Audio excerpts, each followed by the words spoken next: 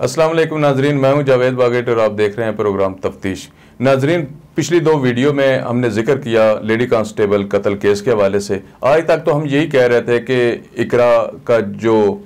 Case है वो एक ऐसा केस है जो वफाकी पुलिस के लिए एक टेस्ट केस है, लेकिन उसमें दिन ब दिन जो है बहुत पेशरफ्त हो रही है, आए रोज़ चीज़ें नई नई आ रही हैं। अब उसमें एक चीज़ नई ऐड हुई है, इख्तियारात का नाजायज़ इस्तेमाल। ये इख्तियारात का नाजायज़ इस्तेमाल क्या है, ये क्यों इसकी हमें कहने की ज़रूरत पेश आई कि जब इकरा को पहली मरतबा हॉस्पिटल लेके जाया गया तो उस वक्त इकरा चीख रही थी, चिल्ला रही थी, होश में थी और वो कह रही थी कि मेरा बयान रिकॉर्ड किया जाए, मैं अपना बयान देना चाहती हूँ। लेकिन हमारे ज़रा ये कहते हैं कि उस वक्त ये बयान रिकॉर्ड नहीं किया गया। इसकी क्या वजह हो सकती है? हमारे साथ इस वक्त स्टूडियो में मौजूद हैं नासिर खान खटक हैं, क्राइम रिपोर्टर हैं और इस तरह के मामलात पे बड़ी गहरी नज़र रखते हैं और ये जानते हैं उस वक्त ये वाक़या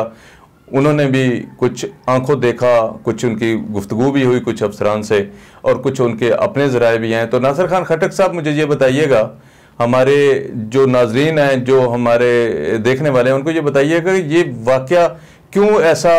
कहा जा रहा है कि इकरा चीख रही थी, चिल्ला रही थी, होश में थी जब उसको हॉस्पिटल पहली मरतबा लाया गया, और वो क्या टाइम था जिस वक्त इसको इकरा को हॉस्पिटल लाया गया? जी बिल्कुल, पहली तो बात यह है जो आपके ज़राए हैं वो बिल्कुल ठीक हैं और जिस टाइम इनको लाया गया था तो वो 12:47 का टाइम था और हमेशा जहाँ पे कोई भी एक्सीडेंट केसेस होते हैं इमरजेंसी के बाद एक 15 का डेस्क इस्लामाबाद पुलिस की तरफ से होता है। जो इस तरह के जहर या कोई इमरजेंसी केसेस होते हैं वो उसको जो एहलकार होता है वहाँ पे वो देखता है और इब्तदाई रिपोर्ट बनाता है। अगर कोई होश में नहीं है तो उसके साथ जो फ़र्द होता है लाने वाला उसकी बनाता है, फिर मुतल्लिका पुलिस ऑफिसर को इतला करता है, फिर वो आगे फॉलो करते हैं। लेकिन यहाँ पे ऐसा कुछ भी नहीं हुआ था। जब वो लाई गई तो वो बिल्कुल ज़राए के मुताबिक वो चीख रही थी, चिल्ला रही थी कि मेरा बयान ले, लेकिन उनका नहीं लिया गया। तो खैर उसके बाद ये हुआ कि जो एसपी उसका बयान क्यों नहीं लिया गया, उसकी क्या वजह है? वहाँ पे जो 15 के एहलकार होते हैं वो ज़रा कहते हैं कि उनको कोई एसपी साहब ने कोई बात की थी, आपके नोटिस में है कि वो आपके ज़राए क्या कहते हैं इस हवाले से? जी बिल्कुल, उनका हमारे ज़राए के मुताबिक यही था कि वो इस्लामाबाद के एसपी हैं और वो जो वहाँ पे एहलकार थे 15 वाले जो एक एहलकार है, उन्होंने कहा है कि हम अपने एसपी से तफ्तीश नहीं कर सकते क्योंकि उन्होंने कहा है कि ये हमारी फैमिली का मसला है और ये मेरी भतीजी है और इनको खून की उल्टियाँ लगी हैं, तो इसी वजह से मैं इनको हॉस्पिटल लेके आया। तो उसके बाद उन्होंने कहा कि हमारी कुछ सीनियर से भी बात होगी, लिहाजा आप इस चीज़ को छोड़ दें तो मैं खुद फॉलो करूँगा। तो इस वजह से उन्होंने भी आगे कोई चीज़ नहीं की। तो नाज़रीन, ये वो चीज़ थी इकरा के चीखले चिल्लाने के हवाले से कि एसपी आरिफ हुसैन शाह ने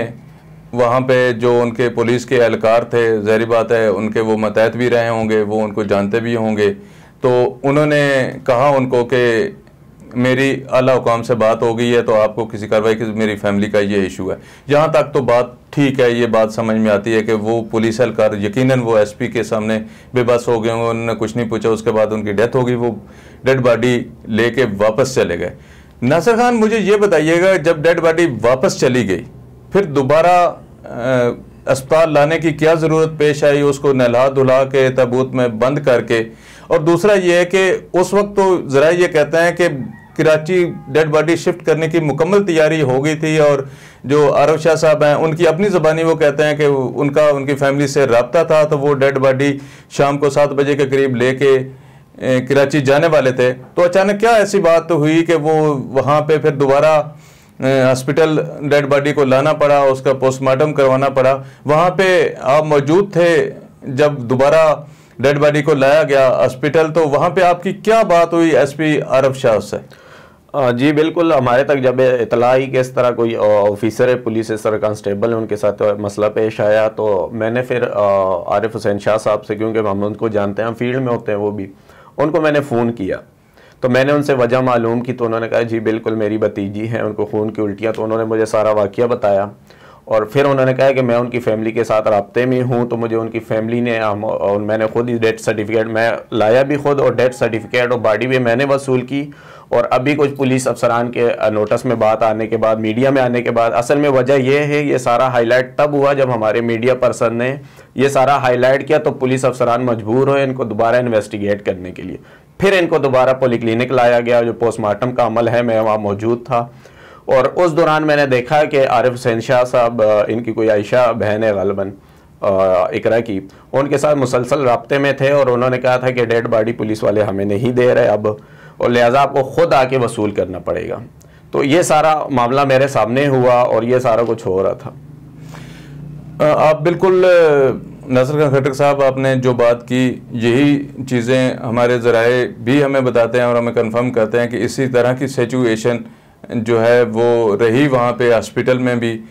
अगरचे ये सारा मामला इस तरह का था, फैमिली का इशू था, फैमिली कुछ कार्रवाई नहीं करवाना चाह रही थी बकौल एसपी आरिफ हुसैन शाह साहब के कि नहीं, लेकिन एक जिम्मेदारी आईजी इस्लामाबाद पे भी ऐद होती थी, वो ये थी कि एक एसपी के घर में अगर ये वाक़या वकूअ पज़ीर हुआ है, वहाँ पे ये वाक़या होता है, तो इसके हक़ैक़ जानना सबके लिए ज़रूरी है, अवाम को भी पता होना चाहिए, और ख़ास करके उसके डिपार्टमेंट से, क्योंकि वो उसी डिपार्टमेंट में मुलाजमत करती थी जिस डिपार्टमेंट के एक अफिसर आरिफ हुसैन शाह हैं, जिनके घर वो मौजूद थी। लेकिन अब यहाँ पे सिर्फ बात यहाँ ही नहीं ख़त्म हो जाती, अब बात इससे आगे बढ़ना शुरू हो गई है। अब बात यहाँ तक पहुँच गई है कि इकरा की फैमिली को अपने वीडियो बयान देने की ज़रूरत महसूस हो रही है। जब इकरा की फैमिली ने ये कहा था कि हम कोई कार्रवाई नहीं करना चाहते, तो उस वक्त पुलिस ने, आईजी इस्लामाबाद ने ये समझा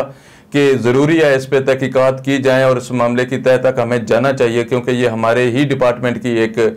मुलाजम थी, तो उस पर उन्होंने तहकीकाती अमल शुरू कर रखा है। और अब बार बार इकरा की फैमिली ये बयान दे रही हैं कि हम कोई कार्रवाई नहीं करवाना चाहते। नासिर खान खट्टर, ये मुझे बताइएगा, कौन है फैमिली मेंबर इकरा का जो कुछ कह रहा है, वो क्या कह रहा है? उनकी एक सिस्टर है, लेकिन उनको क्योंकि उन्होंने मास्क पहना हो, वीडियो बयान, कुछ ऑडियो बयान भी उनके जारी हुए हैं बकौल उनके कि मैं उनकी बहन हूँ, बड़ी बहन हूँ, और हमारा जो एसपी है उनके ऊपर किसी किस्म का क्लेम बनता नहीं, और ये इस्लामाबाद पुलिस की आपसी कोई लड़ाई है, तो लिहाजा वो आपस में लगे हमारी फैमिली को ना इन्वॉल्व करे, ये उसमें कहा गया है वीडियो बयान में। लेकिन इसमें मज़ीद ये है कि जैसे आपके ज़राए भी हैं, इसमें मज़ीद तफ्तीश की पुलिस की बहुत अब जिम्मेदारी ज़्यादा आ गई, जो अफसरान है उन पर मज़ीद तफ्तीश करें। नाजरीन, ये वो सारी चीज़ें थी जो लेडी कांस्टेबल जो वफाकी पुलिस की मुलाजम थी, उसका जो उसके साथ मामला हुआ, उसकी कत्ल की FIR दर्ज हुई। ये बेसिकली लेडी कांस्टेबल कत्ल केस के नाम से ही जाना जा रहा है, और इसी हवाले से हम भी बात कर रहे हैं। लेकिन नाजरीन, यहाँ पे एक चीज़ मेरी IG साहब को कहना बहुत ज़रूरी है, और मैं ये पैगाम नहीं, ये मेरी दरख्वास्त है IG इस्लामाबाद से कि यहाँ पे इसके अलावा बहुत सारे और इशू भी सामने आ रहे हैं, क्योंकि वफाकी पुलिस में जो रैंकर्स हैं, एक सिपाही से लेके इंस्पेक्टर तक, तो कार्रवाइयाँ हम भी आए रोज़ देखते हैं कि किसने जो जुर्म किया, किसी की जुर्म पेशा अनासर से रब्ते हुए, किसी ने जुर्म पेशा अनासर की पुष्टपनाही की कि तो उनको सजाएं दी गई, नौकरियों से फारिग किया गया, लेकिन इंस्पेक्टर से ऊपर कभी हमने कार्रवाई नहीं देखी। मेरी IG साहब आपसे गुजारिश है कि यहाँ पे बहुत सारे ऐसे ऑफिसर्स हैं जो आपके जाने का इंतज़ार कर रहे हैं, जो आपके जाने के बाद ये समझते हैं कि उनके बेहतर मामलात चल सकेंगे आपके आने से। बहुत सारे अफसरान को शायद मसाइल का सामना हो, क्योंकि आपके हवाले से जो चीज़ एक मशहूर है कि आप कभी भी किसी को जो है माफ़ नहीं करते होते, या जो अच्छा काम करता है उसकी अच्छाई की तारीफ़ करते हैं, जो बुरा करता है तो उसके भी उसी तरह सजा देते हैं। लेकिन मेरी आपसे एक दरख्वास्त है कि आपके ऑफिस में ही किसी कोने में एक रिपोर्ट पड़ी होगी जो मुख्तलिफ इदारों की बनी हुई है, ख़ास करके रैंकर पुलिस अफसरान के हवाले से, कि उनके किन किन के राब्ते हैं, जुर्म पेशा अनासर से राब्ते हैं नहीं हैं, क्या है, वो एक बड़ी वाज़ेह रिपोर्ट है। और ये रिपोर्ट सिर्फ बनाई गई है, मैंने पहले भी अपनी एक वीडियो में जिक्र किया था कि IG इस्लामाबाद काजी जमीलुर रहमान साहब ने ये रिपोर्ट बनवाई थी। उस वक्त कुछ एहसास इदारों के एहलकारान व अफसरान ने भी इस हवाले से रिपोर्ट दी थी कि कौन सा रैंकर अफसर है, उसके किससे क्या मामला आता है। तो अगर आप इस पर कुछ अमल कर जाते हैं, इस पर कोई कार्रवाई कर जाते हैं, तो मेरे ख्याल में आपका नाम वफाकी पुलिस की जो तैनाती है बतौर IG यहाँ पे इस्लामाबाद में, उनमें बड़ी अहमियत का हामिल होगा। अगर आप IG साहब इस पे कोई कार्रवाई नहीं करेंगे तो आप भी उन्हीं आईजीज की तरह आए और चले गए जो पहले भी आए, जिन्होंने रिपोर्टें भी बनवाई। और सबसे बड़ी बात जो है वो ये कहा गया कि जुर्म पेशा अनासर से राब्तों रखने वालों को कभी माफ़ नहीं किया जाएगा, लेकिन किसी के खिलाफ कभी कार्रवाई नहीं हुई। तो ये कार्रवाई अगर आप कर जाते हैं तो वफाक की तारीख में आपका एक एहसन यूनुस साहब बहुत बड़ा नाम होगा और मैं समझता हूँ कि बहुत बड़ी खिदमत होगी। यहाँ ये भी तस्वर किया जा रहा है, यहाँ रैंकर्स और डायरेक्ट आने वाले पुलिस अफसरान के खिलाफ भी एक जंग का महाज बना हुआ है। रैंकर ये समझते हैं कि हम ठीक हैं और जो डायरेक्ट पुलिस ऑफिसर्स आते हैं, एएसपी साहबान, तो वो ये समझते हैं, पीएसपी साहबान वो ये समझते हैं कि हम जो कह रहे हैं वो ठीक है। लेकिन इस जंग में, इस जो लड़ाई है, जो अंदर की आपके डिपार्टमेंट की लड़ाई है, यकीनन आपको इस बारे में कुछ ना कुछ इल्म होगा, क्योंकि अगर कोई डिपार्टमेंट की चीज़ बाहर निकलती है, रैंकर के जरिए निकलती है या पीएसपी ऑफिसर के जरिए निकलती है, तो यकीनन उसके पीछे अगर पूरी हकीकत नहीं होती, कुछ ना कुछ चीज़ें ज़रूर गर्दिश कर रही होती हैं। और ये जो दरख्वास्तें पहले ख़वातीन ने दी हैं यहाँ पे